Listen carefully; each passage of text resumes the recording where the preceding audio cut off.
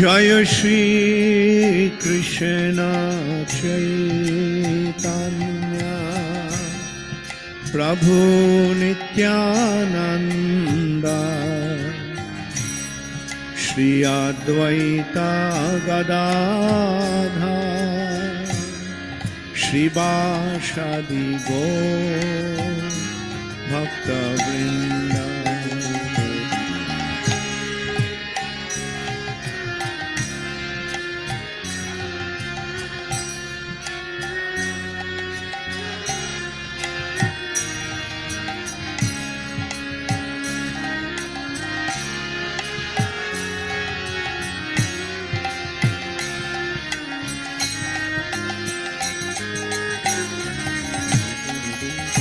Hare Krishna Krishna Krishna Hare Hare, Hare Ram Ram Ram Hare Hare.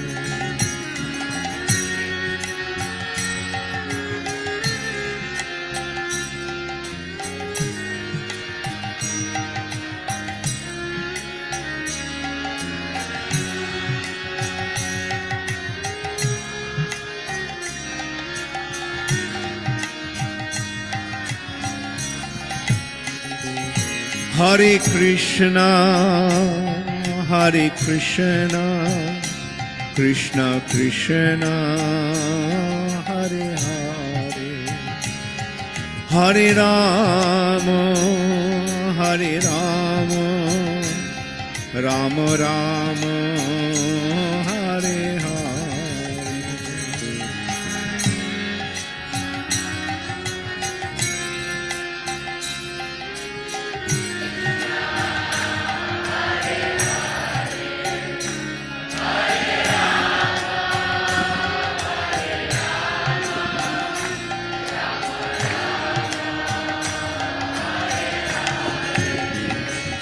Hare Krishna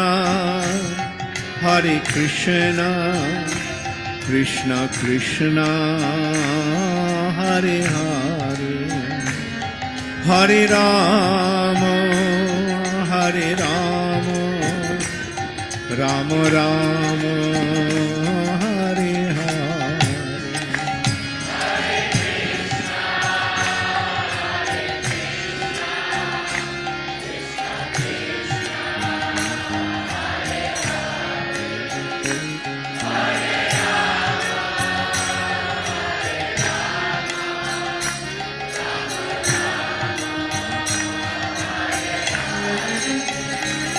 Hare Krishna Krishna Krishna Hare Hare, Hare Ram Ram Ram Hare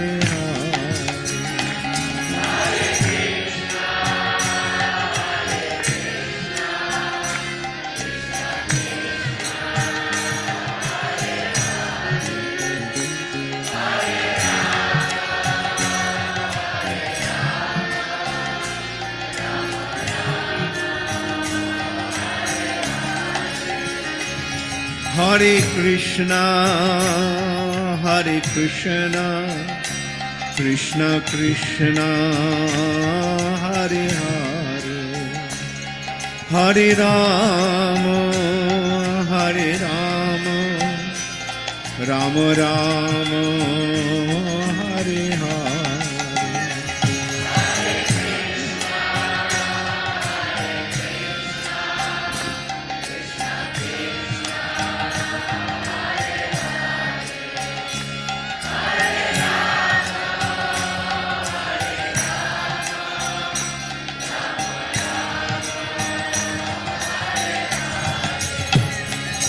Hare Krishna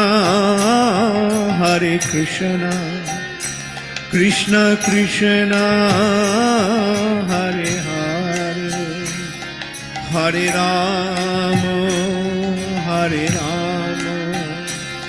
Ram Ram Ram Hare Hare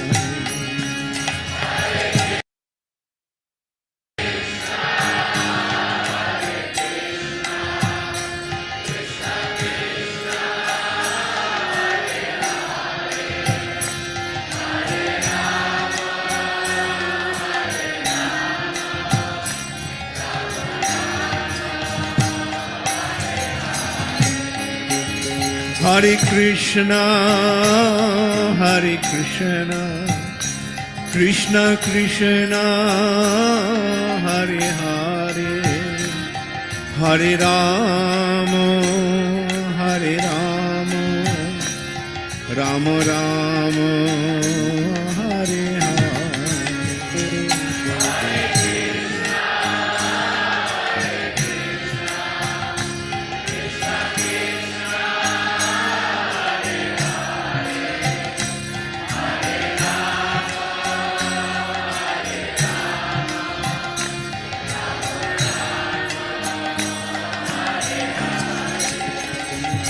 Hare Krishna.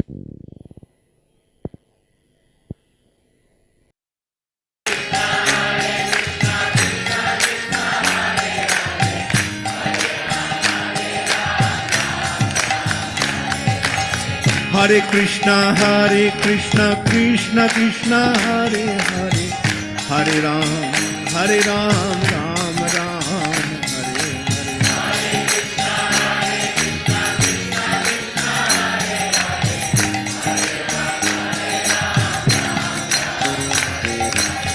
Hare Krishna, Krishna Krishna, Hare Hare, Hare Ram, Ram Ram, Hare Hare.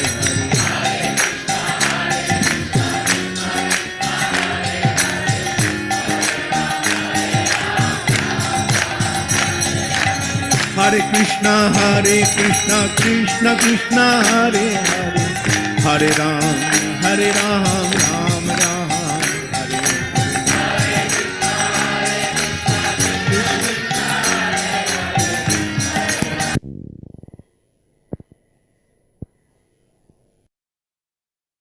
Krishna Krishna, Hare Hare, Hare Ram, Ram Ram, Hare Hare.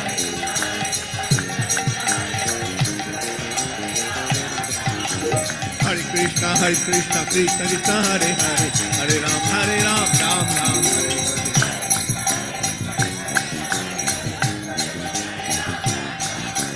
Hare Krishna, Krishna Krishna, Hare Hare, Hare Ram, Ram Ram, Hare Hare.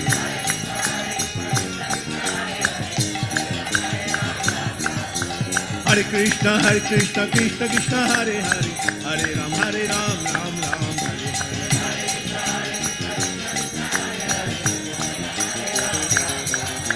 Hare Krishna, Krishna Krishna, Hare Hare, Hare Ram, Ram Ram, Hare Hare.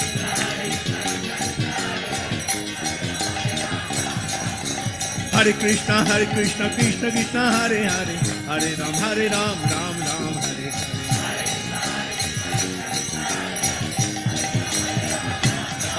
Hare Krishna,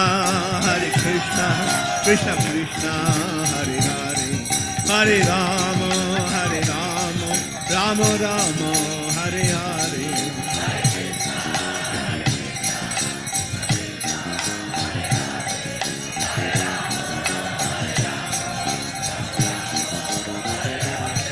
Hare Krishna, Krishna Krishna, Hare Hare, Hare Rama, Rama Rama, Hare Hare.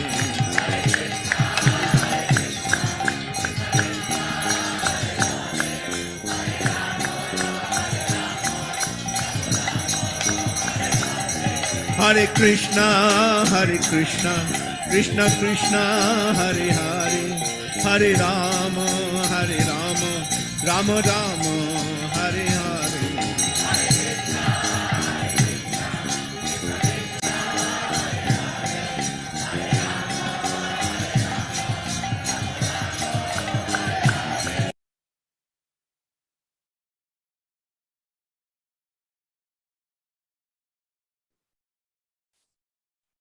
Hare Krishna and प्रणाम dear devotees. सो आप सब लोगों को बलराम पूर्णिमा की बहुत बहुत बधाई हो।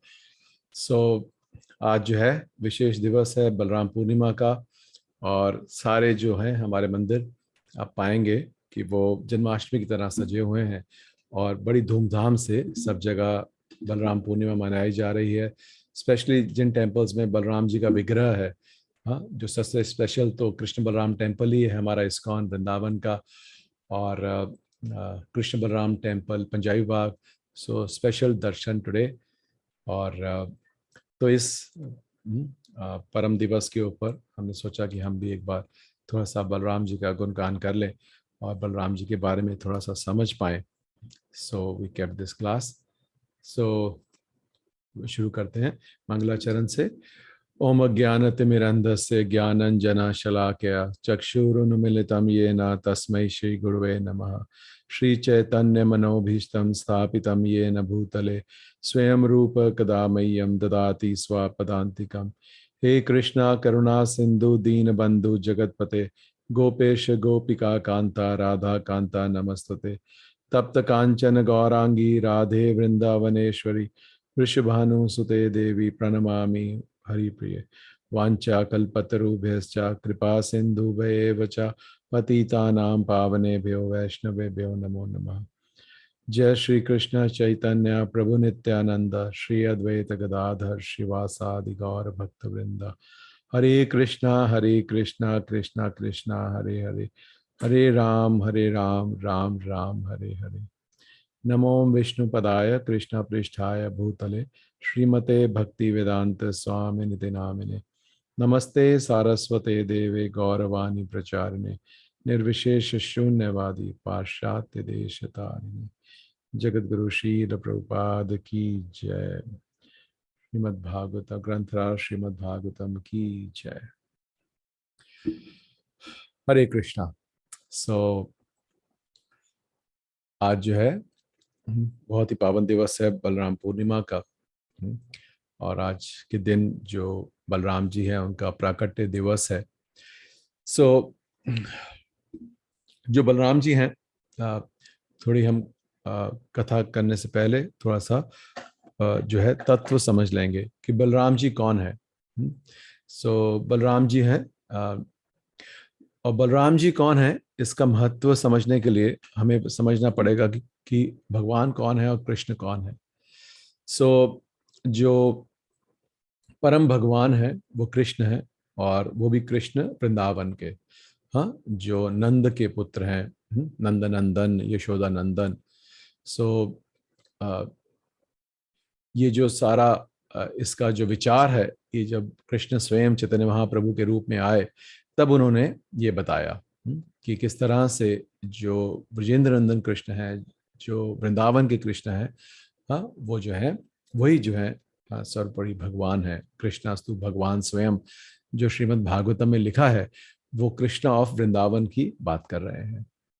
तो जो श्रीला विश्वनाथ चक्रवर्ती ठाकुर हैं, उन्होंने पूरी चैतन्य महाप्रभु की जो शिक्षाएं हैं उनका जो सारांश या जो सार दिया, वो दिया है एक बहुत ही सुंदर श्लोक के अंदर। आप लोगों में से कुछ लोगों ने सुना भी होगा कि आराध्य भगवान ब्रजेश ब्रजेश तन्यस, कि जो भगवान है, जो सुप्रीम पर्सनैलिटी गॉडेड है, हाँ, वो कौन है? वो कृष्ण है, जो जो ब्रज के कृष्ण है, हाँ? और तद धाम वृंदावना, हाँ, कि वो जो उनका धाम है और कहाँ रहते हैं? वृंदावन में। रम्या काचिद उपासना व्रज वधु वर्गेन या कल्पिता, हाँ, कि उनकी जो भक्ति है, जो उनकी सेवा है, हाँ, वो सबसे उत्तम जो है वो किसने की है? जो व्रज वधु हैं, जो गोपियां थी ब्रज की, उन्होंने की है। और श्रीमद् भागवतम प्रमाणम अमलम प्रेम पुमार्थो महान, कि जो श्रीमद् भागवतम है सारे ग्रंथों में, जो स्पॉटलेस ग्रंथ है, जिसमें किसी भी अर्थ और काम की बात नहीं कही गई है, जिस पुराण के अंदर, जिसको हम इसीलिए भागवत पुराण भी कहते हैं, क्योंकि उसमें सिर्फ भगवान की ही लीलाओं का और भगवान के बारे में ही, उसी का ही बस चर्चा है। तो जो सर्वपुरी जो शास्त्र है वो क्या है? श्रीमद् भागवतम। और प्रेमा पुमार्थो महान। तो उन्होंने जो पंच लक्ष्य दिया, नहीं तो पहले लोग सोचते थे धर्म अर्थ काम मोक्ष। सो चैतन्य महाप्रभु ने बताया कि प्रेमा पुमार्थो महान, कि there is a fifth to be needed, कि वो अर्थ जो गोल है, वो क्या है, लक्ष्य, भगवान के प्रति प्रेम। श्री चैतन्य महाप्रभु मतमिदम तत्रादरा ना परा। तो इस तरह से ये जो श्लोक है, ये बताता है कि जो भगवान, जो सर्वोच्च भगवान है, वो कौन है, आनंद मात के पुत्र भगवान श्री कृष्ण है। और उनका जो दिव्य निवास है वो श्री वृंदावन में है, और वहीं उनकी सेवा की जाती है। और जो भगवान की उत्तम भक्ति है वो वृंदावन की गोपियों द्वारा की जाती है। और श्रीमद् भागवतम, अमलम पुराण की जो बेदाग जो शास्त्र है वो क्या है, श्रीमद् भागवतम। और अंतिम जो लक्ष्य है हर एक जीव का, वो भगवान का प्रेम है। और ये जो कथन है वो कहते हैं कि हम सर्वोच्च मानते हैं, और यही श्री चैतन्य महाप्रभु का मत है। बहुत ही सुंदर श्लोक है। आराध्यो भगवान व्रजेश तन्यस्तद्धाम वृंदावनम रमया काचिद उपासना व्रज वधु वर्गेन य कल्पिता श्रीमद् भागवतम परमम अमलम प्रेम पुमार्थो महान श्री चैतन्य महाप्रभु मतम इदम तत्रादरा नापरा। तो जो आराध्य भगवान है वो कौन है, कृष्ण, ब्रज के कृष्ण। जो उनका परम धाम है वो वृंदावन, जो 5 चीजें इस श्लोक में है। और उनकी जो भक्ति या उपासना की जाती है, जो सबसे श्रेष्ठ है, वो व्रजवधुओं द्वारा की जाती है, गोपियों द्वारा। और जो अथॉरिटी है, जो वैष्णव हैं, जो कृष्ण से प्रेम करते हैं, उनके लिए जो अथॉरिटी का जो शास्त्र है वो क्या है, श्रीमद् भागवतम। और जो हमारा जो गोल ऑफ लाइफ है वो क्या है, कृष्ण का प्रेम, लव ऑफ गॉड जिसको बोलते हैं। सो इस तरह से हमने सुना कि किस तरह से जो शास्त्र हैं वो बताते हैं। और चैतन्य महाप्रभु ने बताया कि जो सुप्रीम पर्सनैलिटी ऑफ गॉडहेड, जो परम भगवान है, जिनके बारे में भागवतम में लिखा है कृष्णस्तु भगवान स्वयं, या जिसके बारे में ब्रह्मा जी बोलते हैं, ईश्वर परम कृष्णा सच्चिदानंद ब्रह्मा सच्चिदानंद विग्रह अनादिर आदिर गोविंद सर्व कारण कारणम। सो वो जो गोविंद, जिस गोविंद की बात हो रही है, उस गोविंद की अलग अलग शास्त्रों में उस गोविंद का नाम लिखा है। तो वो गोविंद कौन है, वो है वृंदावन के कृष्ण, लाइक दिस। और तो इस तरह से वो जो कृष्ण है, वृंदावन के कृष्ण, जो सभी जितने भी उनके विस्तार हुए हैं, जितने भी उनके अवतार आते हैं, सब उनसे आते हैं। तो उन कृष्ण के जो पहले विस्तार हैं, जो पहली एक्सपेंशन है, वो कौन है, बलराम। इसलिए थोड़ा सा हमने कृष्ण के जो वृंदावन है उनके बारे में सुना, ताकि हमें समझ में आए कि बलराम जी की पोजीशन क्या है। तो उनकी पोजीशन बहुत ही उच्च है। और वो सबसे पहले जो विस्तार हैं भगवान के, वो बलराम है। और ये जो विस्तार हैं भगवान के, ये भी वृंदावन में ही है। अभी हम वैकुंठ नहीं आए और भौतिक जगत में नहीं आए। तो पहले जो विस्तार है वृंदावन में ही, वो बलराम जी हैं, लाइक दिस। तो ये जो बलराम जी हैं और ये जो कृष्ण है वृंदावन के, ये अपना विस्तार करते हैं, गोलोक से बाहर के लिए विस्तार करते हैं। और इनका चतुर्व्यूह जो है, इनका विस्तार होता है कि वसुदेव, संकर्षण, प्रद्युम्न और अनिरुद्ध, इन चारों का चतुर्व्यूह विस्तार होता है। और जो वसुदेव हैं, जो विस्तार है भगवान का, वो वृंदावन से बाहर जो द्वारका के जो कृष्ण है, तो वसुदेव रूप में वो मथुरा द्वारका, सो वो उन धाम में के अंदर विस्तार करते हैं अपना। और जो संकर्षण है, ये चतुर्व्यूह पहले आते हैं, इसके अंदर जो संकर्षण है, उनसे वो जो है भगवान, वो बलराम जी के विस्तार है। और उन संकर्षण से जो नारायण है वैकुंठ में, वो अपना विस्तार करते हैं, वो संकर्षण, या उनको महासंकर्षण बोलते हैं, वो उनसे जो है अपना विस्तार करते हैं। और जितने भी नारायण है वैकुंठ में, क्योंकि जो वैकुंठ में है उसमें अनगिनत जो है ग्रह हैं, और उन हर अनगिनत वैकुंठ के ग्रहों के अंदर हर एक ग्रह में जो है नारायण है, नारायण के रूप में स्थापित है। और जहाँ जो जो लोग भगवान को नारायण रूप में पूछते हैं, भगवान उनकी इच्छा पूरी करते हुए, तो वो जो संकर्षण है उनके विस्तार जो है नारायण, और वो जो नारायण है जो वैकुंठ में है, वो एक फिर से एक अपना विस्तार करते हैं चतुर्भुज रूप में, और फिर से वो चतुर्विध रूप आता है उनका, वासुदेव, संकर्षण, प्रद्युम्न और अनिरुद्ध। और उन संकर्षण से जो है वो प्रकट होते हैं महाविष्णु। तो आप देखिए कि बलराम जी के विस्तार से वो चतुर्व्यूह, और फिर उन चतुर्व्यूह से जो संकर्षण है उसके अंदर से नारायण, फिर वो नारायण दोबारा एक्सपेंड करते हैं चतुर्व्यूह के रूप में, वासुदेव, संकर्षण, प्रद्युम्न, अनिरुद्ध, और उनमें जो संकर्षण है उनके विस्तार से महाविष्णु प्रकट होते हैं। महाविष्णु जो है प्रकट होते हैं, और जो ये महाविष्णु है ये इस भौतिक जगत के कारण है। जो ये सारा कारण है, जो ये सारा भौतिक जगत है, इसके जो स्त्रोत्र हैं वो कौन है? महाविष्णु। तो ये हम जानते हैं किस तरह से जो महाविष्णु है वो या जिनको हम कारणोदकशाही विष्णु भी बोलते हैं, ये कारण सागर में जो है लेटते हैं, और हम देखते हैं पिक्चरों में कैसे उनके शरीर से जब वो श्वास ले रहे हैं तो बुलबुले उठते हैं उनके शरीर से, और वो जो बुलबुले हैं वो ईच बुलबुला इज लाइक वन यूनिवर्स। और फिर जो महाविष्णु है वो अपना विस्तार करते हैं और गर्भोदकशाही विष्णु के रूप में, और वो हर एक यूनिवर्स के अंदर उसके अंदर प्रवेश कर जाते हैं। और फिर उनके जो नाभि है उससे कमल का फूल निकलता है जिसमें ब्रह्मा जी प्रकट होते हैं, और उसके बाद ब्रह्मा जी सृष्टि करते हैं, और उसके बाद उस सृष्टि के अंदर जो गर्भोदकशाही विष्णु है वो फिर से अपना विस्तार करते हुए हर एक एटम और जीव के अंदर जो है प्रवेश करते हैं क्षीरोदकशाही विष्णु के रूप में। तो ये जो जितना भी जो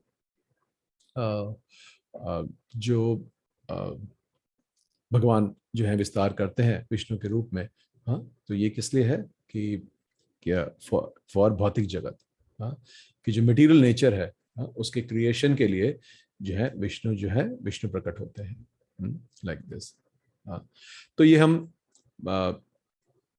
पढ़ते हैं किस तरह से ब्रह्म संहिता में ब्रह्मा जी बताते हैं कि जो भगवान है और जो उनके अवतार हैं उनमें कोई फर्क नहीं है।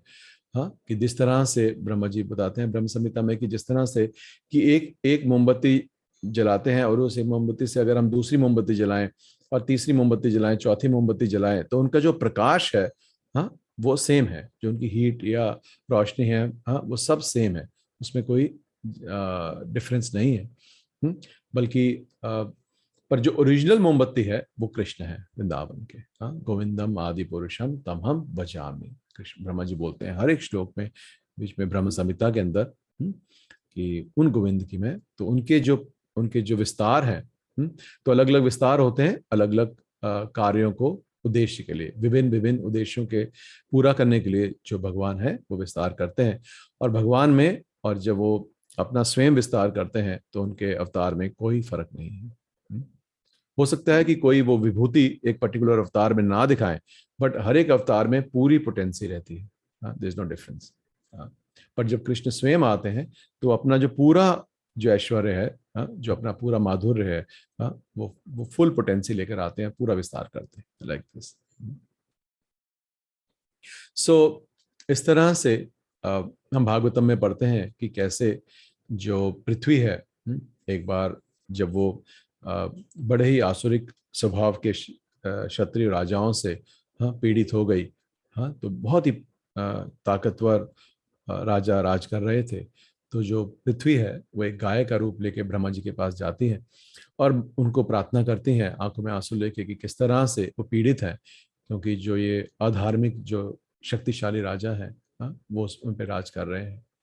सो उसके बाद जो ब्रह्मा जी हैं वो उस गाय के रूप में जो पृथ्वी आए उनको लेके वो क्षीर सागर किनारे जाते हैं और भगवान को प्रार्थना करते हैं, और जो भगवान है वो उनकी प्रार्थना को स्वीकार करते हैं और बोलते हैं कि ठीक है कि मैं जो है अवतार लूंगा, तुम चिंता मत करो, जाओ। सो ब्रह्मा जी और जो गाय है भूमि वो वापस आते हैं, और उधर जो कृष्ण है वो जब गोलोक के अंदर कृष्ण ये बात करते हैं कि मैं नीचे जो है भौतिक जगत में जा रहा हूँ और इस तरह से वहाँ लोग पीड़ित है। सो यह पृथ्वी पीड़ित है और ब्रह्मा जी का ने प्रार्थना की है, तो जो श्रीमती राधा रानी है, हाँ, तो बोलती हैं कि मैं आपके बगैर एक पल भी नहीं रह सकती। हाँ, अगर एक पल भी आप मेरे से आंखों से जुदा हुए तो मैं अपने प्राण मेरे चले जाएंगे। हाँ, तो आप कृपा करके मुझे भी साथ लेके जाइए। सो जो कृष्ण है मान जाते हैं, बोलते हैं श्रीमती राधा रानी को ठीक है कि तुम भी आ चलो। तो जब तो उसके बाद जो है श्रीमती राधा रानी बोलती हैं कि मैं चल तो पड़ूंगी, पर मेरी एक शर्त है कि ये जो गोवर्धन है और ये वृंदावन धाम है और ये जमुना है, इनको भी नीचे लेके चलिए, क्योंकि इनके बगैर भी मैं नहीं रह सकती। सो भगवान जो है तथास्तु बोलते हैं। और इस तरह से जब भगवान यहाँ अवतरित होते हैं नीचे भौतिक जगत में, तो अपने साथ अपना ना केवल श्रीमती राधा रानी का प्राकट्य होता है, बल्कि जो गोलोक वृंदावन है, जो आध्यात्मिक जगत का जो वृंदावन है, वो भी नीचे आता है। सो और जो कृष्ण है वो हमें मालूम है किस तरह से वो देवकी और वसुदेव के 8वें पुत्र के रूप में आते हैं। कि वो हमें लीला मालूम है किस तरह से जो कंस है वो बड़े ही खुशी खुशी अपनी बहन की शादी जो है देवकी की वसुदेव से कराता है, और वो उनके ससुराल में ले जाने के लिए वो रथ पे लेके जा रहा होता है, जब वहां पर आकाशवाणी होती है और वो आकाशवाणी बताती है कि हे कंस, हाँ, जिस बहन को तुम इतनी खुशी से लेके जा रहे हो उसी का 8वां पुत्र तुम्हारी मृत्यु का कारण बनेगा। तो जैसे ही कंस ये सुनता है तो इमीडिएटली जो उसका अपनी बहन के प्रति जो प्रेम है वो सारा का सारा छूमंतर हो जाता है। और वो अपनी तलवार निकाल के इमीडिएटली वो जो देवकी की गर्दन काटने को तैयार हो जाता है। तो जैसे ही उसका ये रूप देखते हैं वसुदेव, हाँ, तो वो कंस को जो है प्रार्थना करते हैं और उनसे निवेदन करते हैं कि देखिए कि एक स्त्री, हाँ, जो आपकी और वो जो आपकी बहन है उसकी हत्या करने से जो भी आपकी प्रसिद्धि या जो आपकी इतनी प्रतिष्ठा है आपकी सारे जगत में, वो सारी की सारी के ऊपर दाग लग जाएगा। और वो उनको समझाते हैं कि किस तरह से कि ये जो देवकी है, हाँ, ये आपको किसी भी तरह से नुकसान नहीं पहुंचाएगी, बल्कि जो आकाशवाणी हुई है कि इनके जो 8वां पुत्र है, उससे आपको हानि हो सकती है। तो मैं आपको वचन देता हूं कि जितने भी मेरे पुत्र होंगे मैं सबके सब आपको दे दूंगा। तो जो कंस है वो सारे ये निवेदन और उनके लॉजिक सुन के, तर्क सुन के वो मान जाता है, और उनको भरोसा रहता है कि जो वसुदेव है, वो एक सत्य का पालन करने वाले क्षत्रिय हैं, तो ये झूठ नहीं बोलेंगे। और वो देवकी को और वसुदेव को, हाँ, बल्कि देवकी को उसका वध करने का जो उनका इरादा है वो छोड़ देते हैं और वापस आते हैं। और उधर जो है एक एक करके उनके पुत्र होते हैं, और जैसा वसुदेव ने वचन दिया है कंस को, उसी हिसाब से वो एक एक करके हर एक पुत्र को वो अपने नवजात शिशु को, न्यूबॉर्न बेबी जो है वो लेके कंस के पास लेके जाते हैं, और जो कंस है वो एक एक करके उन सभी 6 पुत्रों की उनके जो है मार देते हैं।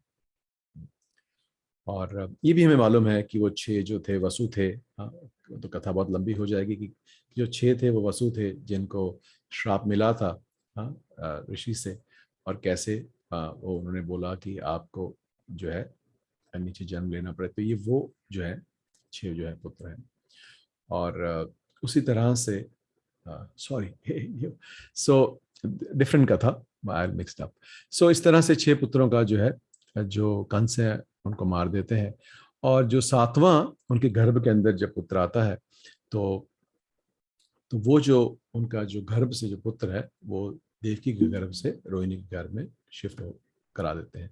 जो भगवान की शक्ति है, योग माया, उनकी शक्ति से वो जो देवकी के गर्भ से रोहिणी के गर्भ में वृंदावन में उनको शिफ्ट कर देते हैं। और जो रोहिणी है वो वसुदेव की ही एक पत्नी है। और जब कंस ने बड़ी त्राही और अत्याचार करने शुरू किए मथुरा के अंदर, तो बहुत सारे जो यादव हैं वो इधर उधर चले गए, और उनमें से जो वसुदेव की पत्नी रोहिणी है, एक और पत्नी, तो उन्होंने शरण ली नंद महाराज की वृंदावन में। सो उस वक्त सबने सोचा कि जो 7वां जो गर्भ हुआ वो गर्भपात हो गया देवकी का, और बच्चा नहीं हुआ। और पर जो बच्चा पैदा हुआ वो वृंदावन में हुआ, और उनका नाम है बलराम। सो बलराम मतलब कि सारी जो शक्ति हैं, सारी जो ताकत है, उनके जो स्त्रोत्र हैं वो है Balram. Is a source of all strength also. जो ही is also the personification of time, समय। समय भी उनके अधीन है, ही इज टाइम। और आचार्य बताते हैं कि जो जीव हैं उनके भी जो कारण है वो बलराम है। जो जीव हैं उनकी जो उत्पत्ति होती है वो बलराम जी से होती है। तो इसीलिए जब कोई भी जीव वापस जाता है स्पिरिचुअल वर्ल्ड में या वैकुंठ के अंदर, तो वो बिना बलराम जी की कृपा से नहीं जा सकता। सो हम जो सब हैं, जीव जो है, बलराम जी से हमारी उत्पत्ति हुई है, और हमारी जो वापसी के जो माध्यम है वो भी वही है, बलराम जी हैं। और इसी तरह से आपने बहुत बार सुना होगा कि जो आध्यात्मिक गुरु हैं उनको बलराम जी का विस्तार कहते हैं। वो इसीलिए कहते हैं क्योंकि हमें जो वापस भौतिक जगत से आध्यात्मिक जगत में जो लेके जाते हैं, वो कौन है, उसमें हमारी कौन मदद करते हैं? आध्यात्मिक गुरु।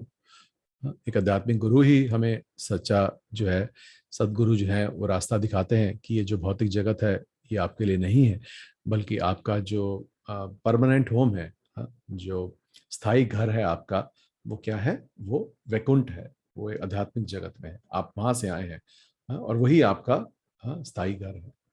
तो इस तरह से जो भी गुरु इस तरह से हमारी मदद करते हैं, और उनको जो है बलराम जी का विस्तार मानते हैं कि वो जो भी जितने भी आध्यात्मिक गुरु हैं, बोनाफाइड स्पिरिचुअल मास्टर, वो या तो उनको बलराम जी का विस्तार मानते हैं या उनको बलराम जी का प्रतिनिधि मानते हैं। तो जो बलराम जी हैं, इसलिए उनको बोलते हैं कि वो मूल आध्यात्मिक गुरु हैं। Original spiritual master is Balram ji. और इसी तरह से कि जो जितने भी आध्यात्मिक गुरु हैं, वो क्या है? वो उन बलराम जी के प्रतिनिधि हैं। सो जो कृष्ण हैं, अब ये हम जानते हैं कि वो दानवों की हत्या करने, असुरों की हत्या करने के लिए वो आते हैं।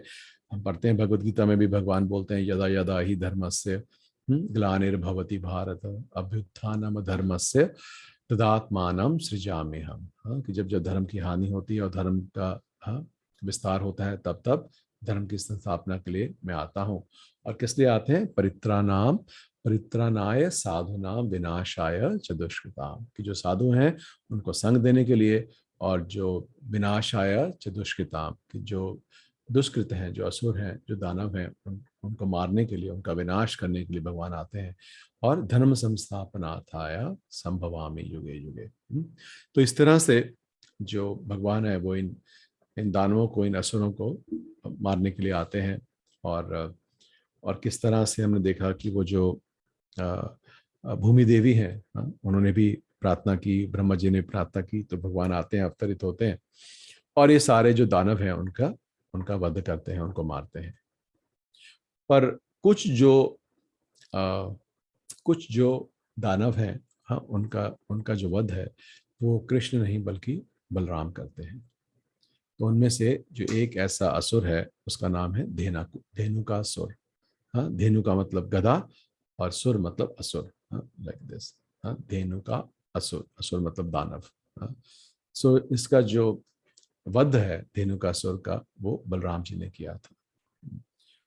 श्रील भक्ति विनोद ठाकुर, ये एक उनकी बहुत ही अच्छी उनका द्वारा रचा गया एक शास्त्र है कृष्ण संहिता।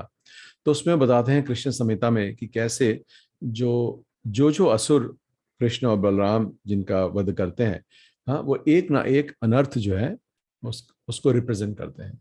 कि जितने भी असुर हैं, जितने भी असुर को उन्होंने मारा, चाहे वो वृतासुर हो या पूतना हो, कोई भी हो, हर एक जो असुर है वो एक किसी अनर्थ को रिप्रेजेंट करता है। तो बताते हैं कि ये जो धेनुकासुर है, ये क्या रिप्रेजेंट करता है? कि एक गधे के जैसे मेंटेलिटी, एस लाइक मेंटेलिटी। सो जो एक गधा है वो किसके लिए प्रसिद्ध है? फॉर हिज मूर्खता, स्टुपिडिटी। और उसको ऐसा क्यों बोलते हैं कि वो स्टुपिड है गधे को? क्योंकि वो इतना बोझा ढोता है, हाँ, केवल एक कुछ घास के लिए, हाँ, पर उसको ये नहीं मालूम कि वो घास वैसे ही जो है आसपास बहुत है। आप लोगों में से देखा होगा, अब तो इतने गधे नहीं होते, पर हाँ, पर जब आप हिल स्टेशन वगैरह जाएंगे तो आप देखेंगे कैसे वो गधे जो हैं उनके द्वारा ईंटें या बड़ा बड़ा सामान लेके लद के जा रहा होता है। और कई बार तो वो सामान जो है उसका जो वॉल्यूम है वो गधे के साइज से दुगना होता है, लाइक दिस। हाँ, सो और उसको उसको मूर्खता का प्रतिनिधित्व, या रिप्रेजेंटेटिव इसलिए बोलते हैं क्योंकि वो जिस जिस कारण वो बोझ उठा रहा है कि मुझे, वो जो मेरा मालिक है मुझे घास देगा, वो घास वहीं कहीं बड़ी इजीली अवेलेबल है, उसके लिए उसको बोझा उठाने की जरूरत नहीं है। हाँ, पर वो जो है इस बोझे को उठाता है ये समझ के कि बिना मेरे मालिक के मुझे वो घास खाने को नहीं मिलेगी। तो इसी तरह से जो हम लोग भी हैं, जो बद्ध जीव हैं, हाँ, हम लोग भी एक बोझ उठा रहे हैं। किस चीज का बोझ उठा रहे हैं? कर्म का बोझ, हाँ, बर्डन ऑफ कर्मा। हाँ, और वो क्यों उठा रहे हैं?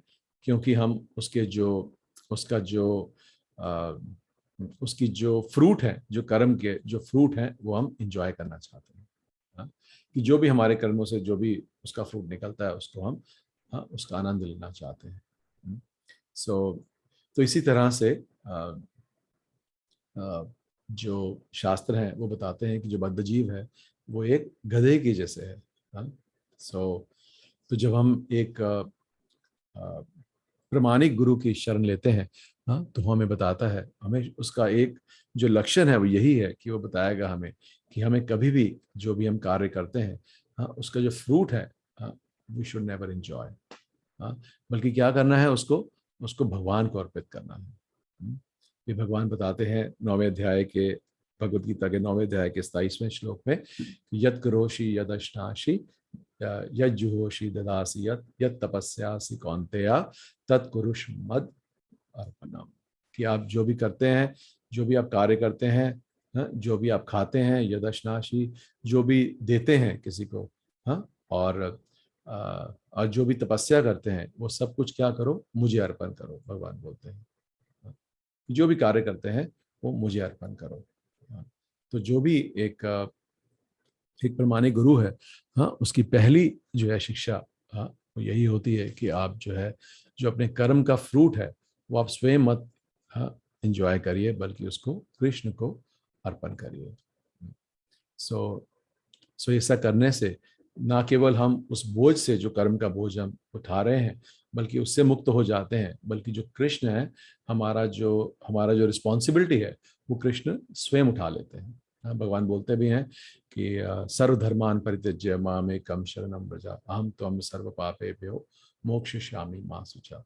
सो ना केवल भगवान हमें उस कर्म के बंधन से बचाते हैं, बल्कि वो हमें आश्वासन देते हैं कि अगर आप ऐसा करेंगे तो मैं आपको अपने धाम लेके जाऊंगा, आपको इस जन्म कर्म के मृत्यु, ये जो जन्म मृत्यु का जो बंधन है, इससे मैं आपको मुक्त कर दूंगा।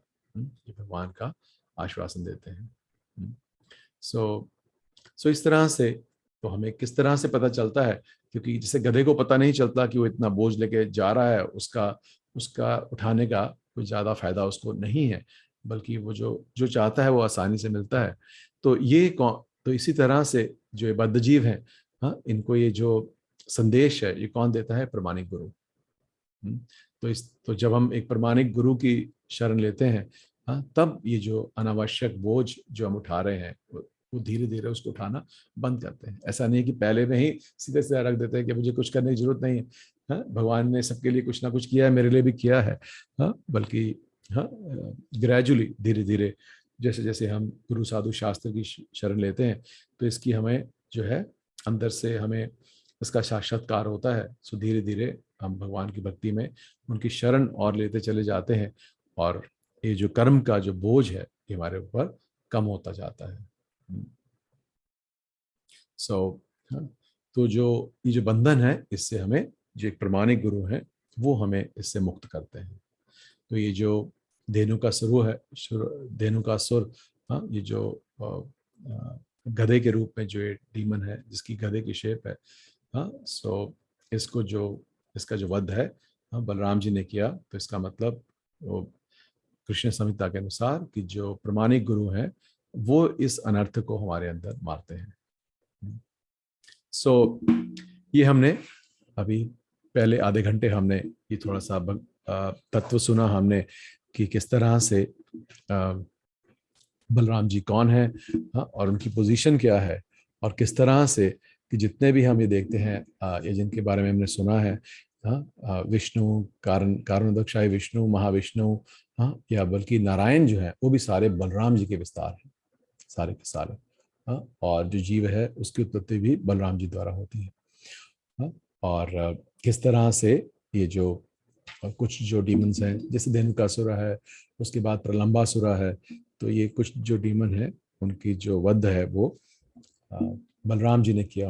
और उसके पीछे जो रीज़न है कि वो अलग अलग अनर्थ जो भक्ति विनोद ठाकुर ने बताए हैं, तो उसमें ये जो अनर्थ है, अगर हम ये ठीक से अगर ये, और उसको बताते हैं कि वो कैसे जाता है। एक तो ये कि प्रमाणिक गुरु से जाता है, और दूसरा वो बताते हैं कि जब आप ये कथा पढ़ते हैं, अगर ये कथा सुनेंगे, तो ये अनर्थ धीरे धीरे आपके अंदर से चला जाएगा। दोनों ही चीजों से है कि प्रमाणिक गुरु से, और दूसरा जब ये कथा को पढ़ते हैं, तब भी ये जो अनर्थ है हमारे अंदर, unwanted desire to carry this unnecessary burden, ये चली जाती है। सो अब जो है, अब मैं आप लोगों के सामने ये जो 15वां अध्याय है कृष्णा बुक का, अब मैं आपके सामने, अब पहले आधे घंटे में हमने भगवान जी का, कृष्ण बलराम जी का तत्व सुना, और अब ये हम कथा पढ़ते हैं धेनुकासुर के वध की। ओके,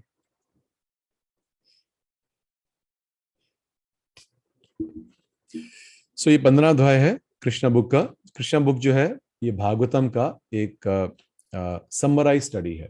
तो इसमें जो धेनुकासुर का वध है, अब मैं वो उसको पढ़ के आपको सुना रहा हूं। धेनुकासुर का वध, अध्याय 15। इस प्रकार श्री कृष्ण अपने अग्रज बलराम के साथ कौमार अवस्था बिताकर पौगंड अवस्था में प्रवेश हुए। यह अवस्था 6वें वर्ष से 10वें वर्ष की थी। जो भगवान के अलग अलग 3 डिवीजन में बांटा हुआ है, तो जो पौगंड बाल अवस्था के बाद पौगंड अवस्था आती है 6 से 10वें साल तक। तो जब ये भगवान जो है 6 साल के हुए, तब की ये घटना है। देखिए, तब सभी ग्वालों में परस्पर मंत्रणा की, और वे इसलिए राजी हो गए कि जो बालक 5 साल के हो गए हैं उन्हें चरागाह में गौवें ले जाने का उत्तरदायित्व दिया जाए। गौओं के उत्तरदायित्व प्राप्त हो जाने पर कृष्ण और बलराम ने अपने कमल जैसे चरण चिन्हों से वृंदावन भूमि को पवित्र की। तो उससे पहले जो भैया जो कृष्ण है वो गैया नहीं चलाते थे, बल्कि जो बछड़े हैं उनको आसपास ही चलाते थे। पर 5 साल के बाद उनको परमिशन मिल गई कि आप जाके जंगल में जाके गैया को चरा सकते हैं। ग्वालों और बलराम के साथ कृष्ण अपनी गौओं को आगे किए हुए फूलों, साग सब्जियों, घास से पूर्ण वृंदावन के जंगल में प्रविष्ट होने पर अपनी बंशी बजाने लगे। वृंदावन का जंगल भक्त के विमल मन के समान स्वच्छ था, और मधुमक्खियों, फूलों और फलों के लदा था। इसमें पक्षी चहचहा रहे थे, और स्वच्छ जल वाले सरोवर समस्त श्रम को हरने वाले थे। वहां सदा मधुर सुगंधित वायु बहती रहती थी, जिससे मन और शरीर प्रफुल्लित हो जाते थे। कृष्ण अपने सखाओं और बलराम सहित जंगल में प्रविष्ट हुए, और अनुकूल वातावरण देखकर उन्होंने जी भरकर आनंद लूटने की इच्छा की। कृष्ण ने देखा कि सारे वृक्ष फलों से लदे हैं, और नई नई टहनियों के बीच आकर पृथ्वी का स्पर्श कर रही हैं, मानो कि वे चरण कमलों के स्पर्श में उनका स्वागत कर रही हों। वे वृक्षों और फूलों और फलों के इस भाव से अत्यंत प्रसन्न थे, और उनकी इच्छाएं जानकर हंसने लगे। तब कृष्ण अपने बड़े भाई बलराम से इस प्रकार बोले, हे भ्राता, आप हम सबसे श्रेष्ठ हैं, और देवता आपके चरण कमलों की पूजा करते हैं। आप देखते नहीं कि ये फलों और फूलों से लदे वृक्ष आपके चरण कमलों की पूजा करने के लिए नीचे झुके हुए हैं। ऐसा प्रतीत होता है कि वृक्षों का रूप धारण करने के कारण ये अंधकार से निकलने का प्रयास कर रहे हैं। वस्तुतः वृंदावन की भूमि से में उत्पन्न वृक्ष सामान्य जीव नहीं है। वे अपने पूर्व जन्मों में निर्गुण दृष्टिकोण रखने के कारण उन्हें इस जड़ जगत जीवन में रहना पड़ रहा है, किंतु अब इन्हें वृंदावन में आपके दर्शन का अवसर प्राप्त हुआ, और अब वे आपके सानिध्य के द्वारा आध्यात्मिक जीवन में आगे बढ़ने के लिए प्रार्थना कर रहे हैं। तो ये जो कृष्ण है ये बलराम जी का जो है स्वरूप बता रहे हैं और उनका गुणगान कर रहे हैं और बता रहे हैं कि कैसे ये जो पेड़ पौधे ये हैं ये क्या है, ये बड़े बड़े ऋषि थे, हाँ, पर जो निर्गुण रूप में भगवान की जो है पूजा करते थे, पर उनका जो फल प्राप्त हुआ, हाँ, शुभ लाभ वो ये हुआ कि इस मृत्यु लोक के अंदर जब भगवान आते हैं तो उस पास टाइम के अंदर उस लीला में उनको प्रवेश करने का अधिकार मिला। हाँ, तो कह रहे हैं कि वो और वे आपके सानिध्य द्वारा आध्यात्मिक जीवन में आगे बढ़ने के लिए प्रार्थना कर रहे हैं। हाँ, तो उनका जो पुण्य प्राप्त हुआ उस पुण्य से उनको जो भौम्य जगत में वृंदावन है वहां उनको जन्म एज ए वृक्ष की तरह उनको जन्म मिला। हाँ, और आध्यात्मिक जीवन में आगे बढ़ने के लिए बलराम जी को प्रार्थना कर रहे हैं। जैसे हमने पहले सुना था कि जो आध्यात्मिक गुरु हैं, जो मूल गुरु हैं, ओरिजिनल स्पिरिचुअल मास्टर है, वो बलराम है। सामान्यतः तमोगुनी जीव वृक्ष का शरीर ग्रहण करते हैं। निर्विशेषवादी चिंतक उसी तमस अंधकार में रहते हैं, किंतु आपकी उपस्थिति का पूरा पूरा लाभ उठाकर वे उसे समूल नष्ट कर देते हैं। मेरे विचार से जो भंवरे आपके चारों ओर भनभना रहे हैं वे पूर्व जन्म में आपके भक्त रहे होंगे। वे आपका साथ छोड़ना नहीं चाहते, क्योंकि आपसे बेहतर और वत्सल अधिक स्वामी और कौन हो सकता है। तो ये सारा गुणगान जो है कृष्ण कर रहे हैं बलराम जी का।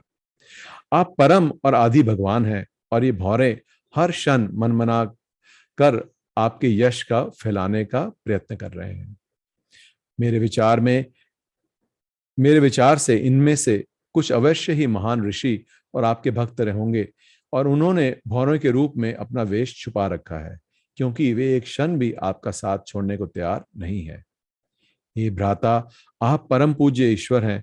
जरा देखो तो किस तरह से ये मोर आनंद विभोर होकर आपके समक्ष नाच रहे हैं। सारे मृग जिनका आचरण गोपियों के समान है आपका उसी प्यार के साथ स्वागत कर रहे हैं, और इस जंगल में रहने वाली कोयलें आपका अत्यंत हर्ष और मधुर ध्वनि के साथ स्वागत कर रही हैं, क्योंकि वे सोचती हैं कि उनके घरों में आपका प्राकट्य अत्यंत मंगलकारी है। यद्यपि ये सब पशु और वृक्ष हैं, तो भी ये वृंदावन वासी आपका गुणगान कर रहे हैं। वे आपका स्वागत अपने सामर्थ्य भर करने को तैयार हैं। जिस प्रकार महात्मागण अपने घर पर अन्य महापुरुष का स्वागत करते हैं। जहां तक यहाँ की भूमि का प्रश्न है, वह अत्यंत पवित्र और भाग्यशाली है, क्योंकि इसके शरीर पर आपके चरण कमलों के पद्म चिन्ह बने हुए हैं। तो ये सारा गुणगान कृष्ण कर रहे हैं बलराम जी का। इन वृंदावन वासियों के लिए स्वाभाविक ही है कि आप जैसे महापुरुष का इस प्रकार स्वागत करें। जड़ी बूटियां, लताएं और वृक्ष भी आपके पद्मों का स्पर्श पाकर धन्य है, और वे छोटे छोटे पौधे अपनी टहनियों से आपकी उंगलियों के नाखूनों द्वारा छुए जाने के कारण कृत्य हो गए हैं। पर्वत और नदियां भी आपको धन्य मानती हैं। पर्वत और नदियां भी अपने को धन्य मानती हैं, क्योंकि आप उनकी ओर देख रहे हैं। इन सबसे ऊपर ये व्रजांगनाएं या गोपियां हैं, जिनके सौंदर्य से मोहित होकर आप अपनी विशाल भुजाओं से उनका आलिंगन करते हैं। इस प्रकार कृष्ण और बलराम दोनों ही यमुना तट पर अपने बछड़ों और गायों को चराते हुए व्रजवासियों को पूर्ण रूपेण आनंदित करने लगे। कुछ स्थानों पर कृष्ण और बलराम के साथ उनके सखा भी होते। ये बालक गाते, भौरों के गुनगुन को नकल उतारते और पुष्पहारों से विभूषित कृष्ण और बलराम के साथ साथ चलते। घूमते हुए ये बालक कभी कभी सरोवरों में तैरते हंसों की बोलियां बोलते, या जब वे किसी मोर को नाचते देखते तो वे कृष्ण के समक्ष उनका अनुकरण करते। कृष्ण भी अपनी गर्दन हिलाते और नाचने का स्वांग भरते हुए मित्रों को हंसा देते। कृष्ण जिन गवों को चराते थे उनके अलग अलग नाम थे, और वे उन्हें दुलारवश पुकारते थे। आप में से याद है किसको कृष्ण की गैयों के क्या नाम थे? मंगला, गंगा, पिंगला और मृदंगमुखी। इस तरह से अलग अलग, हंसी, इस तरह से अलग अलग उनकी गैयों के नाम हैं, और वो हर एक गायों को उनके नाम से पुकारते थे। कृष्ण की पुकार सुनते ही ये गावें रंभाती हुई तुरंत दौड़ती और ग्वाल बाल इस आनंद प्रदान का भरपेट मजा लेते। वे विभिन्न प्रकार के पक्षियों की ध्वनि तरंगों का अनुकरण करते, जिसमें से चकोर, मोर, कोयल, भारद्वाज प्रमुख थे। कभी कभी दुर्बल पक्षियों को सिंह और चीते की आवाज सुनकर डर जाने के कारण दौड़ते हुए कृष्ण और बलराम सहित सारे बालक भी उन पशुओं के पीछे पीछे दौड़ पड़ते। जब वे थक जाते तो बैठ जाते और बलराम कुछ आराम करने के लिए अपना सिर किसी बालक की गोद में रख देते और कृष्ण तुरंत आ जाते और बलराम के पैर दबाने लगते, क्योंकि उनके वो बड़े भाई थे। और कभी कभी ताड़ का पंखा लेकर बलराम के ऊपर झलते, जिससे सुखद हवा निकलने पर उन्हें थकान से कुछ राहत मिलती। कभी कभी बलराम के विश्राम करते समय बालक नाचते या गाते और कभी कभी वे आपस में कुश्ती लड़ते या कूदते फांदते। जब बालक इस प्रकार व्यस्त होते तो कृष्ण भी उनके साथ हो लेते और उनका हाथ पकड़कर उनकी संगति का लाभ उठाते या उनके कार्यों की प्रशंसा करके हंसते। जब कृष्ण थक जाते तो वे किसी बड़े वृक्ष के नीचे या किसी ग्वाल बाल की गोद में को तकिया बनाकर लेट जाते। तब कुछ बालक आकर उनके पांव दबाते और कुछ पत्तियों से बनाए गए पंखों से हवा झेलते। कुछ अधिक प्रतिभाशाली बालक उन्हें प्रसन्न करने के लिए मीठी तान में गाना गाते। इस प्रकार शीघ्र ही उनकी थकान दूर हो जाती। भगवान कृष्ण, जिनके पांव लक्ष्मी जी दबाती हैं, अपनी अंतरंगा शक्ति का विस्तार करके एक ग्रामीण बालक के रूप में प्रकट होकर ग्वाल बालों के साथ मिलकर उनका साथ देते। किंतु एक ग्रामीण बालक की भांति प्रकट होने के बावजूद ऐसा अवसर आते रहते कि जब वे अपने को श्री भगवान सिद्ध कर देते।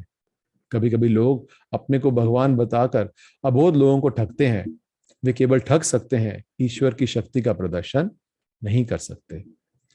जब श्री कृष्ण इस प्रकार परम सौभाग्यशाली ग्वाल बालों के साथ अपनी अंतरंगा शक्ति का प्रदर्शन करते हुए अपनी दिव्य लीलाओं में व्यस्त थे, तो उन्हें अपनी ईश्वरीय अति मानवीय शक्ति को प्रकट करने का एक अन्य अवसर प्राप्त हुआ।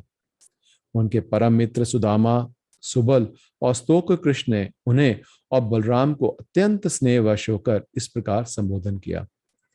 हे बलराम, तुम अत्यंत बलवान हो, तुम्हारी भुजाएं अत्यंत सुदृढ़ हैं।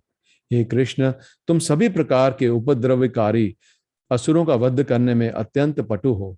क्या तुम दोनों को पता है कि इस स्थान के निकट ही तालवन नामक एक बड़ा जंगल है और वह वन ताड़ों के वृक्ष से पूर्ण है और सारे वृक्ष फलों से लदे हैं। जो ताल ट्री होते हैं ये पाम ट्री की तरह होते हैं। अब तो ब्रज में भी बहुत कम है, पर अगर आपने देखा होगा वो पाम ट्री से भी लंबे होते हैं और उनके अंदर जो है फ्रूट लगता है पर्पल रंग का, और उसको अगर आप पाएंगे तो उसका जो अंदर का जो पानी है वो बहुत ही मीठा होता है। तो उसका जो है, और उसकी सुगंध बहुत होती है उस ताल की, उसके आसपास भी उसकी सुगंध बहुत फैलती है। तो उसका वो बता रहे हैं जो जो उनके मित्र थे सारे सुदामा, सुबल और स्तोक कृष्ण, तो वो कृष्ण बलराम से कह रहे हैं कि इस तरह का वो उनकी भी इच्छा बढ़ा रहे हैं कि एक ताल का वन है और उसमें जो है फल लगे हैं। यह वन ताड़ के वृक्षों से पूर्ण है और सारे वृक्ष फलों से लदे हैं। इन फलों से कुछ गिर चुके हैं और कुछ वृक्ष पर ही पक कर लगे हैं और वह अत्यंत रमणीक स्थान है। किंतु महान असुर धेनुकासुर के कारण वहां जाना अत्यंत कठिन है। कोई भी जाकर वृक्षों को फल नहीं खा सकता। हे कृष्ण और बलराम, यह असुर एक गधे के रूप में वहां रहता है और उसके साथ वैसा ही रूप धारण करके अन्य असुर रहते हैं। वे सभी के सभी अत्यंत बलशाली हैं। अत्यंत उस स्थान पर पहुंचना बहुत ही कठिन है। प्रिय भाइयों, तुम ही दोनों एकमात्र ऐसे पुरुष हो जो इन राक्षसों को मार सकते हो। प्राण भय से वहां पर आपके अतिरिक्त और कोई नहीं जाता। यहां तक कि पशु भी नहीं जाते और यहां तक कि पक्षी भी वहां निवास नहीं करते। सब ने बसेरा छोड़ दिया है। केवल उस स्थान से आने वाली सुगंध का ही आनंद लूटा जा सकता है। ऐसा प्रतीत होता है कि अभी तक उन मधुर फलों का किसी ने स्वाद नहीं चखा है। हे कृष्ण, हम तुमसे स्पष्ट रूप से कह देते हैं कि हम इस मधुर सुगंध से अत्यंत आकर्षित हैं। हे बलराम, यदि तुम चाहो तो चलकर इन फलों का आनंद लिया जाए। इन फलों की सुगंध चारों ओर फैल रही है। क्या तुम्हें यह सुगंध नहीं आ रही है? तो अब वो उनको भी बहला रहे हैं भाइयों को कि आपको भी सुगंध आ रही होगी, जरा ध्यान से सुनिए, आपको भी सुगंध आ रही है। हाँ, और इस सुगंध का आनंद लीजिए। और जिसकी फल की सुगंध इतनी अच्छी है, तो जब वो उसको पाएंगे तो कितना अच्छा है? तो उनको भी थोड़ा सा, हाँ, पैशन में लेकर आ रहे हैं कृष्ण बलराम को। जब बलराम और कृष्ण ने अपने उनके घनिष्ठ मित्रों से इस तरह की प्रार्थना की, तो वह उन्हें प्रसन्न करने के उद्देश्य से अपने मित्रों के साथ हंसते हुए उस वन की ओर चल पड़े। ताल वन में प्रवेश करते ही बलराम अपनी हाथी जैसी शक्ति को दिखाते हुए वृक्षों को हिलाने लगे। तो उन्होंने जितने वृक्ष थे उन्होंने पकड़े और वो जोर जोर से हिलाने लगे, ताकि जो पके हुए ताल के जो फ्रूट हैं वो नीचे गिरने शुरू हो गए। इस झटके से सारे पके फल पृथ्वी पर आ गिरे। फल गिरने की आवाज सुनकर वहां पर गधे के वेश में वास कर रहा धेनुकासुर उसी और तेजी से बढ़ने लगा। उसको लगा कि ये मेरे राज्य में कौन आ गया, और वो आराम कर रहा था, सो रहा था, और ये जोर जोर से आवाजें सुन के उसकी नींद खुल गई। इससे सारी धरती और सारे वृक्ष हिलने लगे, मानो भूकंप आ गया हो। सर्वप्रथम यह असुर बलराम के समक्ष प्रकट हुआ और उनकी छाती पर अपनी पिछली टांगों से दुलत्ती मारी। जो गधे हैं वो कैसे हैं, वो अपनी जो पिछली टांगे हैं उसको उठा के अटैक करते हैं, तो उसी तरह से उसने बलराम जी की छाती के ऊपर जो अपनी पिछली दो टांगे हैं वो मारी, दुलत्ती मारी। बलराम जी पहले कुछ नहीं बोले, किंतु वह असुर पुनः अधिक बलपूर्वक तेजी से दुलत्ती मारने लगा। इस बार बलराम जी ने तुरंत ही अपने एक हाथ से उस गधे के पिछले पैर पकड़कर उसे चारों ओर घुमाकर और वृक्ष की चोटी पर फेंक दिया। जब बलराम उसे घुमा रहे थे, तभी उस असुर के प्राण निकल गए। बलराम ने उसे सबसे ऊंचे ताड़ वृक्ष के ऊपर फेंका। इस असुर का शरीर इतना भारी था कि वह वृक्ष टूटकर अन्य वृक्षों पर गिरा, जिससे अन्य वृक्ष भी धराशायी हो गए। ऐसा प्रतीत हुआ मानो उस वन में भारी अंगड़ आ गया हो और सारे वृक्ष एक एक करके गिर रहे हों। इस तरह से असामान्य बल का प्रदर्शन विस्मयकारी नहीं है, क्योंकि बलराम अनंत शेषनाग के रूप में श्री भगवान है, जो अपने सहस्त्र फनों से समस्त लोकों को धारण किए हैं। यह संपूर्ण विराट जगत उनके द्वारा उसी प्रकार पालित है, जिस प्रकार समस्त एवं सीधे खड़े हुए धागे कपड़े की बुनाई के कारण धारण किए रहते हैं। जिस प्रकार समस्त एवं सीधे खड़े धागे कपड़े की बुनाई को धारण किए रहते हैं। जब यह असुर वृक्षों के ऊपर फेंक दिया गया, सो धेनुकासुर के सारे मित्र और सहयोगी एकत्रित हो गए और उन्होंने अत्यंत वेग से बलराम और कृष्ण पर आक्रमण कर दिया। अब वो उसके जो सारे दोस्त थे धेनुकासुर के, वो भी सारे आ गए। वे अपने मित्र की मृत्यु पर प्रतिशोध लेने पर तुले हुए थे, का बदला लेने के लिए। किंतु कृष्ण और बलराम हर गधे की पिछली टांगे पकड़ पकड़ कर चारों ओर घुमा देते। इस प्रकार सबों को मारकर वृक्षों के ऊपर फेंक दिया। गधों के शवों के कारण अत्यंत अद्भुत दृश्य हो गया। ऐसा प्रतीत हो रहा था मानो विविध रंगों के बादल वृक्षों के ऊपर एकत्रित हो गए हों। इस महान घटना को सुनकर देवतागण स्वर्गलोक से कृष्ण और बलराम पर पुष्पों की वृक्षा करने लगे और दुंदुबियां बजाकर स्तुतियां करने लगे। धेनुकासुर के वध के कुछ दिनों के बाद लोग तालवन जा जाकर फल एकत्रित करने लगे और पशु भी निर्भय होकर वहां उगी सुंदर घास चरने के लिए आने लगे। कृष्ण और बलराम के इन दिव्य कार्यों और लीलाओं को मात्र सुनकर या उनका कीर्तन करके मनुष्य पुण्य अर्जित कर सकता है। जब कृष्ण और बलराम और उनके साथियों ने वृंदावन ग्राम में प्रवेश किया और उन्होंने बांसुरी बजाई और बालकों ने वन में उनके असाधारण कार्य की प्रशंसा की। उनके मुखमंडल तिलक से सुशोभित थे और गांवों की चरण रज से धूस रहित थे। कृष्ण के सर पर मोर पंख शोभ्यमान थे। बलराम और कृष्ण दोनों ने वंशी बजाई और तरुण गोपिकाएं कृष्ण को घर लौटते देखकर लालायित हो उठी। वे कृष्ण की अनुपस्थिति के कारण अत्यंत खिन्न रहती थी, मतलब उदास हो जाती थी, क्योंकि वो अपने ग्वाल बालों के साथ वन में चले जाते थे तो उनके दर्शन नहीं हो पाते थे, इसलिए वो उदास रहती थी। सारा दिन वन में या चरागाह में गौवें चराते कृष्ण को काव्य चिंतन करती।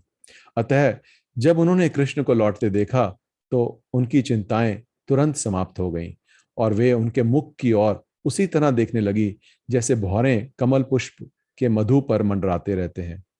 जब कृष्ण गांव में घुसे तो तरुण गोपिकाएं मुस्कुराईं और हंसी। कृष्ण की कृष्ण ने बांसुरी बजाते हुए गोपियों के सुंदर हास्यमय मुखड़ों का आनंद लिया। तदंतर कृष्ण और बलराम का स्वागत उनकी माताओं यशोदा और रोहिणी ने किया और समय अनुसार वे अपने लाडले पुत्रों की इच्छाओं की पूर्ति करने लगी। माताओं ने सेवा करने के साथ ही अपने दिव्य पुत्रों को आशीष भी दिया। उन्होंने अपने पुत्रों को नहलाया और वस्त्रों से सज्जित किया। कृष्ण को पीला वस्त्र पहनाया गया और बलराम को नीला, और उसके साथ ही उनको भी सभी प्रकार के आभूषण और उनके साथ ही उनके सभी प्रकार के आभूषण और फूल मालाएं दी गईं। दिन भर चरागाह में श्रम की थकान से मुक्त होकर वे दोनों ताजा और सुंदर दिखने लगे। उनकी माताओं ने उन्हें स्वादिष्ट भोजन दिया और बड़े चाव से सब व्यंजन खाए फिर उन्हें स्वच्छ बिस्तर पर बिठाकर माताएं उनके कार्यकलापों से संबंधित गीत गाने लगी। ज्यों ही वे बिस्तर पर लेटे उन्हें प्रगाढ़ निद्रा आ गई। इस प्रकार कृष्ण और बलराम ग्वालों के रूप में वृंदावन के जीवन का आनंद भोगते रहे। कभी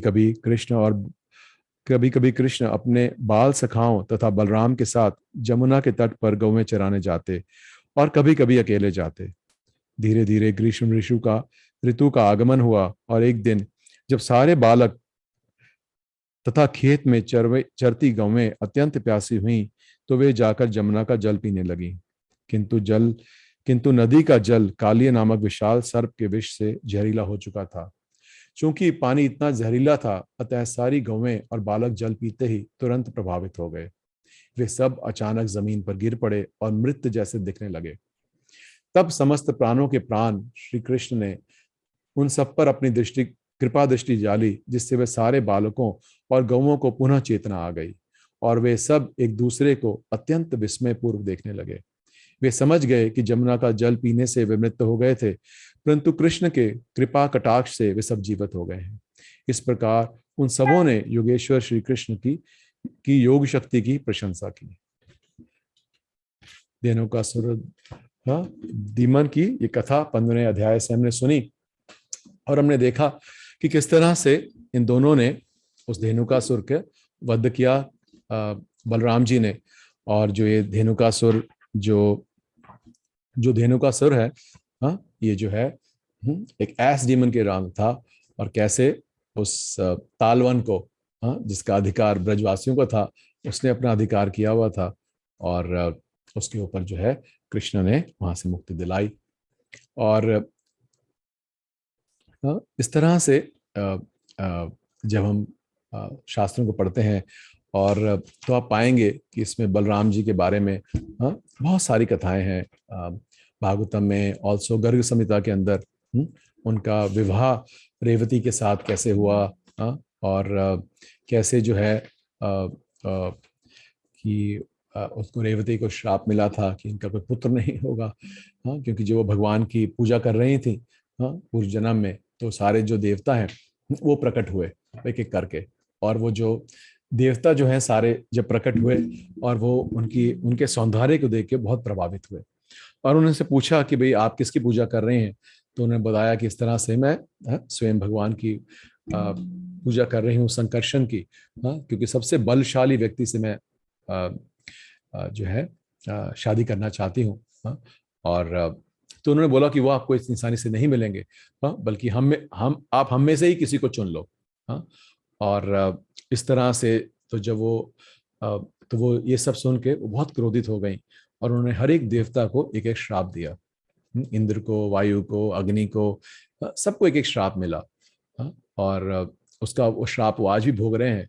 और पर जब श्राप मिला तो उन्होंने भी श्राप दिया, जो इंद्र ने श्राप दिया वापस उनको कि आपने इस बात पे हमें श्राप दिया, तो मैं भी आपको श्राप देता हूँ कि आपको मिल तो जाएंगे पर उनसे आपको संतान कभी उत्पन्न नहीं होगी। तो इस तरह से तो उनकी जब रेवती की विवाह हुआ तो उनकी जो है कोई संतान नहीं उत्पन्न हुई, लाइक दिस। सो ये सारी जो है भगवान की लीलाएं हैं। और इसी तरह से जैसे कृष्ण की गोपियां के साथ रास डांस करते थे, आपने अब यहाँ भी पढ़ा कि जो बलराम जी हैं उनकी भी कुछ अपनी गोपियां थी जिनके साथ वो रास डांस करते हैं।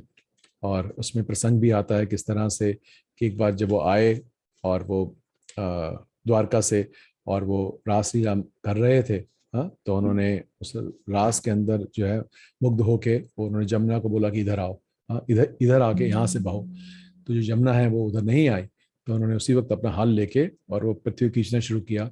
तो जो यमुना है पूरी की पूरी यमुना उधर आ गई, और फिर वो प्रकट होती हैं यमुना, और वो बोलती हैं कि हाँ, कि मेरे से गलती हो गई, हाँ, तो आप क्षमा करिए, अब जहाँ चाहते हैं मैं वहाँ से प्रवाहित होंगी।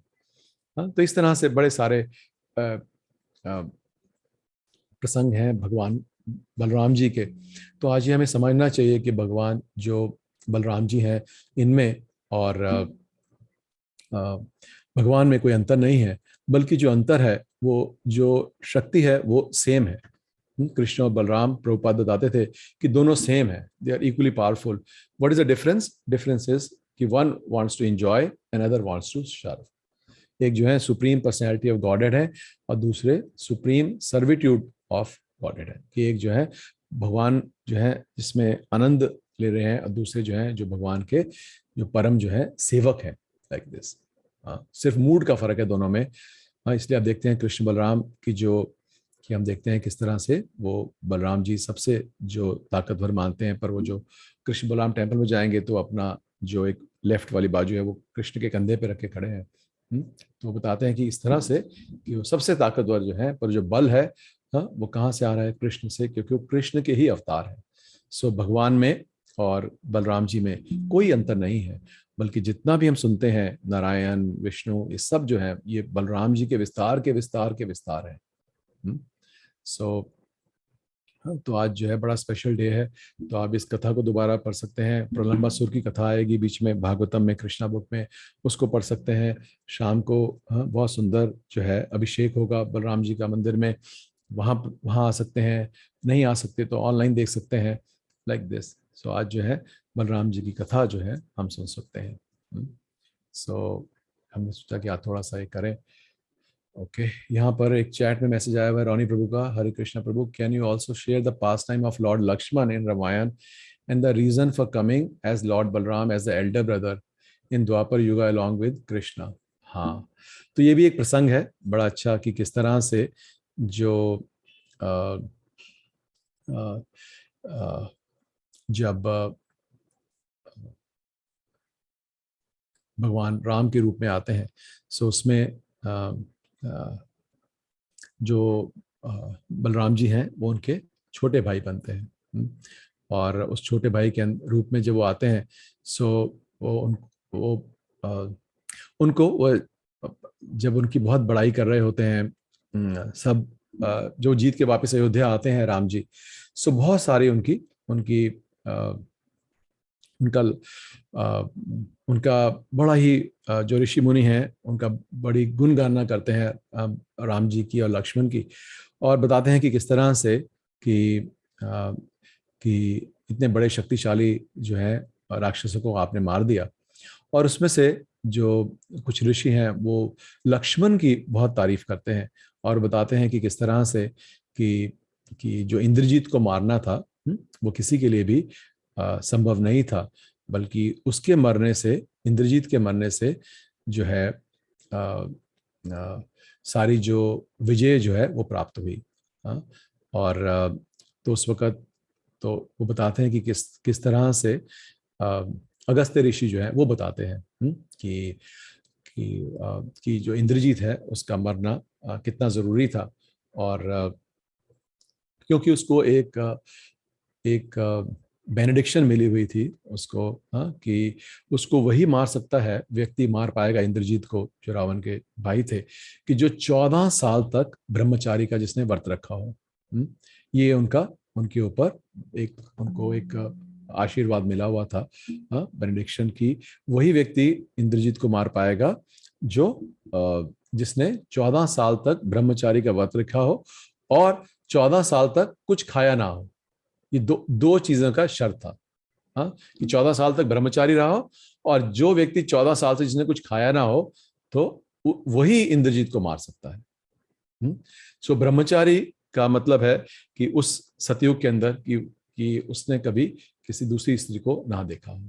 जो जो भगवान राम है, तो उस वक्त वो अगस्त्य मुनि से पूछते हैं कि एक पूर्ण ब्रह्मचारी का मतलब है कि जिसने कभी कोई स्त्री को ना देखा हो। हाँ, बट ये तो सीता तो हमारे साथ जंगल में थी, और जो लक्ष्मण थे ये हमारे साथ ही थे, तो इन्होंने सीता को देखा होगा, तो किस तरह से पूर्ण ब्रह्मचारी रहे, क्योंकि 14 वर्ष तक ये हमारे साथ रहे। सो जो अगस्त्य मुनि है वो बोलते हैं भगवान राम को कि आप लक्ष्मण से ही क्यों नहीं पूछते ये बात। सो अब वो लक्ष्मण की तरफ मुड़ते हैं राम जी और पूछते हैं, तो लक्ष्मण जी जवाब देते हैं कि हाँ, मैं आपके साथ था और वो सीता माता भी साथ में थी, बट मैंने कभी उनके चेहरे को नहीं देखा। हाँ, मैंने हमेशा उनके पाँव को देखा। तो फिर राम है वो बोलते हैं कि हाँ, ये सत्य कह रहा है, क्योंकि जब वो जो बंदर हैं, जो वो आभूषण लेकर आए थे, तो उनमें से जो ये हैं लक्ष्मण है, ये सिर्फ उन्हीं उन्हीं को पहचान पाए जो जो उनके पैर के आभूषण थे सीता के। तो बोलते हैं हाँ, ये ठीक कह रहा है। हाँ, पर वो बोलते हैं कि ये ऐसा कैसे मान लो कि इसने 14 साल कुछ खाया नहीं, क्योंकि इसको हर रोज मैं एक फल देता था खाने के लिए। हाँ, और हाँ, और कैसे जो है अनाहारी तो थे, बट रोज एक इसको फ्रूट, इसको फल देते थे। सो तब लक्ष्मण ने बोला कि हाँ, आप मुझे फ्रूट देते थे, आप बोलते थे ले लो, पर आपने ये नहीं बोला खा लो। हाँ, सो तो इसलिए मैंने उसको नहीं खाया, क्योंकि आपने खाने के लिए नहीं बोला, आप बोलते थे हाँ कि ये ले लो, हाँ ये फल ले लो, तो मैं ले लेता था, पर मैंने खाया नहीं। हाँ, तो वो जो फल थे वो मैंने जंगल को वापस दे दिए। तो जो राम है वो बड़े हैरान होते हैं, और हनुमान को बोलते हैं कि देखो कि कि आप उस जंगल में जाओ, वहां वापस। आप वापस जाओ उस जंगल में, क्योंकि उन्होंने उन फलों ने जो है लक्ष्मण के हाथों से उन फलों को लक्ष्मण द्वारा छुआ गया है, तो वो खराब नहीं हुए होंगे, वो वैसे के वैसे होंगे। हाँ, तो आप जाके उन उन जो फ्रूट हैं सारे के सारे फल को वापस लेकर आओ। सो हनुमान जी जाते हैं। हाँ, और तो सारे क्षेत्र से वो सारे जो है फल जो है वो लेकर आते हैं। तो इस तरह से जो वो सारे फ्रूट गिनते हैं, हाँ, रोज के, तो पाते हैं कि 5 जो है फल वो कम है। तो भगवान राम बोलते हैं कि इसका मतलब तूने 5 दिन खाया। तो लक्ष्मण जो है वो बोलते हैं कि आ, कि वो जो 5 दिन है वो मैंने नहीं खाया, बल्कि उन 5 दिन में आप वो मुझे फल देना भूल गए। हाँ? उसमें से एक दिन था जब उनके पिता की मृत्यु हुई, दूसरा था जब सीता माता का अपहरण हो गया, और एक वो दिन था जब उनको शक्ति द्वारा जो अस्त्र द्वारा जो है लक्ष्मण घायल हो जाते हैं, और एक दिन था जब सीता मैया की अग्नि परीक्षा हुई। हाँ, 4 हो गए। एक कोई और भी है, मुझे अभी याद नहीं है। हाँ, तो इस तरह से वो 5 दिन गिनवाते हैं। और सो जो राम है वो बहुत अचंभित होते हैं सब सुन के, और बोलते हैं कि मेरे छोटे भाई के रूप में तुम्हें बहुत सारी ऑस्टेरिटीज करनी पड़ती है। हाँ, जब मेरे छोटे भाई के रूप में, तो अगली बार जब मैं लीला करूंगा, सो आप मेरे छोटे भाई के रूप में नहीं बल्कि बड़े भाई के रूप में आओगे, ताकि इतनी ऑस्टेरिटी आपको ना करनी पड़े। हाँ, सो ये छोटा सा प्रसंग, हाँ, जिसकी वजह से आप बताते हैं शास्त्रों में कि जो बलराम है वो कृष्ण जब स्वयं अवतरित होते हैं तो उनके बड़े भाई के रूप में आते हैं। Hare Krishna. So thank you for hearing little glorification of Balram ji. So again आप सब लोगों को बलराम पूर्णिमा की बहुत बहुत बधाई। और बलराम जी की कथा सुन के, बलराम जी के बारे में पढ़ के, और शाम को बलराम जी का अभिषेक देख के मंदिर में आज का जो दिन है ये सफल करें। और हम बलराम जी को प्रार्थना करते, जब भी हम कृष्ण बलराम को देखते हैं या बलराम जी के दर्शन करते हैं, हम बलराम जी से प्रार्थना कर सकते हैं कि वो 1% ऑफ बल, जो स्पिरिचुअल बल आपके पास है, वो कृपया हमें देने की कृपा करें, because he is the personification of all spiritual strength. और हमें आगे बढ़ने के लिए हमारे पास स्पिरिचुअल जो आध्यात्मिक शक्ति नहीं है, हम कमजोर पड़ जाते हैं, तो उसकी जो प्रार्थना है वो हम बलराम जी से कर सकते हैं हर रोज। हर रोज कर सकते हैं। और हाँ, कि जो आपकी स्पिरिचुअल स्ट्रेंथ है उसका एक बूंद हमें दे दीजिए, ताकि हम कृष्ण भावनामृत में भगवान की भक्ति में आगे बढ़ सके। तो ये प्रार्थना हम बलराम जी से कर सकते हैं। हरे कृष्णा। श्री बलराम पूर्णिमा की जय। जगत गुरु शील प्रभुपाद की जय।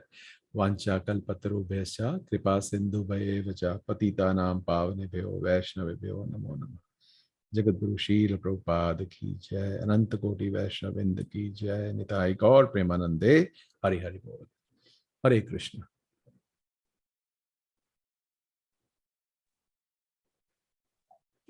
हरे कृष्ण। हरे हरे कृष्ण। हरे कृष्ण। हरे कृष्ण। so much.